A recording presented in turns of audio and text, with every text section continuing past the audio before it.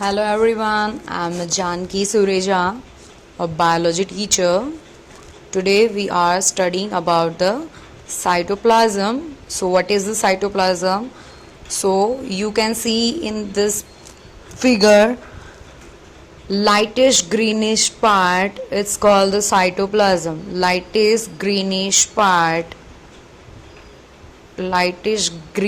part is called the cytoplasm. Okay, you can see it. So now we are going through the book. Okay, so what happened in the cytoplasm? So first of all, I give you some information what is the cytoplasm and where it is located and what happened inside the cytoplasm. Okay, so I give you some information overview. Okay, so cytoplasm is the lightest part of the cell and large area covered. वो क्या है, सबसे पहले तो वो lightest part है. देखो इस पिक्चर में आपको अच्छे से दिखाई देगा. ठीक है, वो लाइटेस्ट पार्ट है क्योंकि वो लिक्विड है. ठीक है, प्लाज्मा होता है वो मेनली लिक्विड होता है. सो इसीलिए all organelles are involved or include in cytoplasm except nucleus. Nucleus is also inside the cytoplasm, but nucleus having a own plasma, nuclear plasma.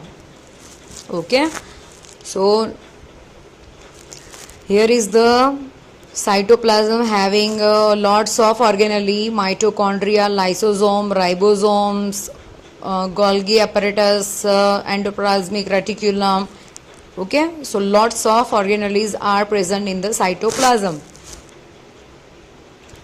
Then it is carry lots of nutrient molecule that necessary for cell growth and development.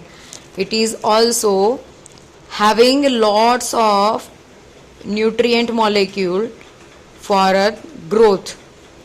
Its nutritions like protein, amino acid, water, salt. Okay, and this cytoplasm liquid is a thick jelly like structure and it is protected by the cell membrane. मतलब ये अगर polythene है, ठीक है, उसमें हमें पानी भरा है तो क्या होगा, वो सेटल रहेगा. पर अगर थैली फट जाएगी या फिर थैली की आउटर लेयर होगी नहीं, पॉलीथीन की आउटर लेयर होगी नहीं, तो पानी बह जाएगा. सिमिलरली यहाँ पे अगर सेल मेम्ब्रेन नहीं है, देखो यहाँ पे मैं दिखा रही हूँ, वेट. सो यहाँ पे जो सेल मेम्ब्रेन होनी चाहिए, जो ये आउटर कलर दिख, आपको ये पोर्शन पूरा दिख रहा है बाहर का ब्राउन जैसा कलर, वो क्या है, वो सेल मेम्ब्रेन है. सो अगर वो नहीं होगा तो साइटोप्लाज्मा टिकेगा नहीं, मतलब अंदर प्लाज्मा जो लिक्विड है वो अंदर टिकेगा नहीं. So other information most important, also most important because prokaryote does not having a nuclear membrane, proper developed well defined nuclear membrane it's do not have. Okay, prokaryotes does not have well defined nuclear membrane. Likewise they also don't have membrane of many organelles. So first of all they have the बहुत ज़्यादा कम, मतलब बहुत ही कम उसके अंदर organelles होती है. Sorry, सो उसके अंदर क्या है, बहुत कम ऑर्गेनेलीज होती है. Like nucleus, almost small amount of the organelles are present in the prokaryotic organism and they are also not well defined. They have no any kind of membrane, so it is spread all over the cytoplasm. Okay, so उसके पास कोई भी तरीके का कुछ ऐसा membrane वगैरह नहीं होता है ताकि वो क्या कर पाए, उसको अंदर रोक पाए. वो बिखरे हुए होते किसमें, साइटोप्लाज्म में. ठीक है, प्रोकैरियोटिक में ऐसा होता है. यहाँ पे बुक से देखते हैं. When we look at the temporary mount of the onion peel as well as human cheek cells, we can see a large region of each cell enclosed by the cell membrane. This region takes up very little stain, it is called the cytoplasm. The cytoplasm is the liquid contained inside the plasma membrane. So यहाँ पे यही चीज लिखी है कि जैसे कि हमने फर्स्ट स्टार्टिंग में एक ऑनियन पील लिया था और चिक सेल लेके उस पे स्टेन किया, स्टेन करने के बाद में उसको माइक्रोस्कोप में ऑब्जर्व किया तो हमें डार्क स्पॉट दिखा, न्यूक्लियस था और दूसरा भी पूरा एक स्ट्रक्चर दिख रहा था, वो सेल था हमारा, पर उसके बीच में जो जगह खाली बच रही थी, जो लाइटली स्टेन हो रखा था, उसको क्या बोलेंगे? साइटोप्लाज्म. और the cytoplasm is a fluid contain inside the plasma membrane. ये प्लाज्मा मेम्ब्रेन के अंदर ये फ्लूइड है, उसको साइटोप्लाज्मा बोलते हैं. It also contain many special organelles. इसके पास बहुत सारी अलग अलग ऑर्गेनेलीज है, like mitochondria, ribosomes, endoplasmic reticulum, Golgi apparatus, lots of lysosome also. Okay, so lots of organelles are present in the cytoplasm. Each of these organelles perform a specific function for the cell.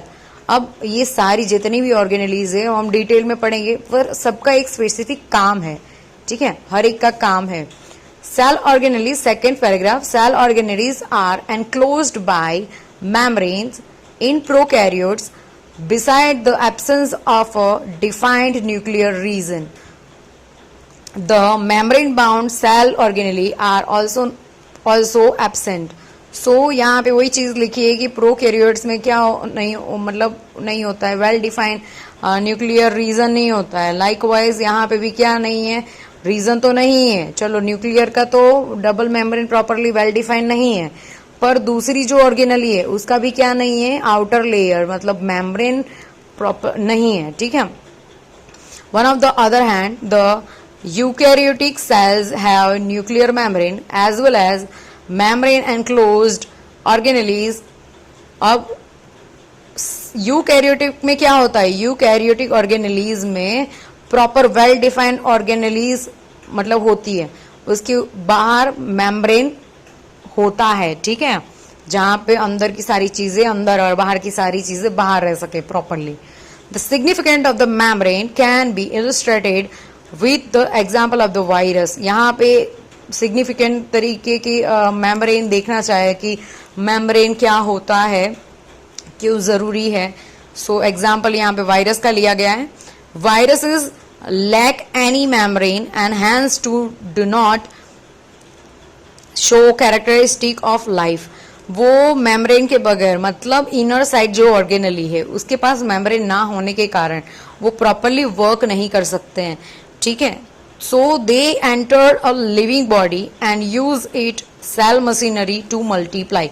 अब वो क्या करेंगे, उसके पास तो कुछ है नहीं, well defined organelle membrane है नहीं, तो वो जो दूसरी बॉडी पे अटैक करेंगे, like corona attack the humans and use their machinery. Okay, machinery means वो हमारी बॉडी के जो ऑर्गन्स है उसमें जो ऑर्गेनलीज है, सेल्स है, उसमें न्यूट्रिशंस है, वो सारी चीजें वो यूज करते हैं और मल्टीप्लाई होते हैं मतलब बढ़ते जाते हैं. शरीर के अंदर आने के बाद में वो 1 के 2, 2 से 4 ऐसे बनते जाते हैं. ठीक है, मल्टीप्लाई होते हैं 1